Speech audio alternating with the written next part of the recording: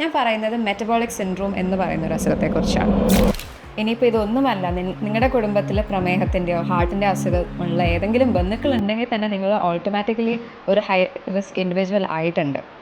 ഈ ഒരു അസുഖത്തിൻ്റെ നല്ല വശം എന്ന് വെച്ചാൽ ഒരു പരിധി വരെ നമ്മൾ നേരത്തെ ഇത് കണ്ടുപിടിച്ചാൽ ഇത് റിവേഴ്സ് ചെയ്യാൻ പറ്റുന്നൊരവസ്ഥയാണ്. ഇതിൽ നമ്മൾ ചെയ്യേണ്ടതായിട്ടുള്ള കാര്യങ്ങൾ നല്ല കൃത്യമായ രീതിയിലുള്ള ഭക്ഷണം, ഉറക്കം, മസിൽ ബിൽഡ് ചെയ്യാനുള്ള രീതിയിലുള്ള വ്യായാമങ്ങൾ ഒക്കെ ചെയ്താൽ മതി.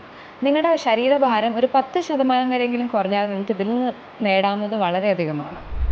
ഞാൻ ഇനിയും ചോദിക്കാൻ പോകുന്ന 5 ചോദ്യങ്ങൾക്ക് നിങ്ങൾക്ക് എത്ര എണ്ണം ശരി കിട്ടുന്നതെന്ന് പറയണം. 1. നിങ്ങളുടെ ശരീരത്തിൻ്റെ മധ്യഭാഗത്തായിട്ടുള്ള അമിതമായ പൊണ്ണത്തടി.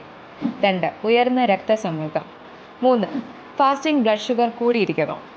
4. നിങ്ങളുടെ രക്തത്തിൽ ട്രൈഗ്ലിസറൈഡ്സിൻ്റെ അളവ് കൂടിയിരിക്കുന്നു. 5. നിങ്ങളുടെ രക്തത്തിൽ HDL അഥവാ നല്ല കൊളസ്ട്രോളിൻ്റെ അളവ് കുറഞ്ഞിരിക്കുന്നു. ഈ 5 എണ്ണത്തിൽ 3 എണ്ണമെങ്കിലും നിങ്ങൾക്ക് ശരി കിട്ടുവാണെങ്കിൽ you have been diagnosed with metabolic syndrome. ഈ ഒരു അവസ്ഥയ്ക്ക് നിങ്ങൾ അത്യാവശ്യമായി ജീവിതശൈലി മാറ്റങ്ങൾ വരുത്തേണ്ടിയിരിക്കുന്നു.